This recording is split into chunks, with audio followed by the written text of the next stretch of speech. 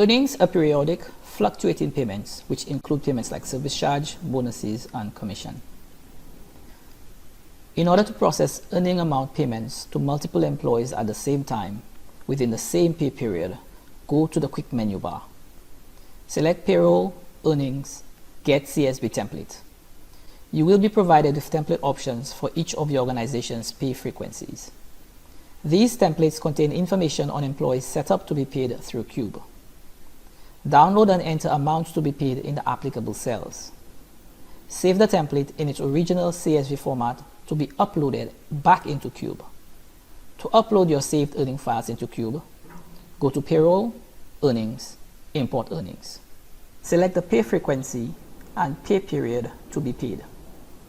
Enter a suitable reference name for the payroll. Click on the red notification banner to upload your earning file. Find the file to be uploaded from your computer. A yellow notification banner will appear to signify that the file is ready for uploading. Click on the blue Upload Now button in order to upload the CSV file into Cube. The yellow notification banner will turn green when the file has been successfully uploaded. Select Continue. On the Cube preview page, you get the opportunity to review the information which was just uploaded.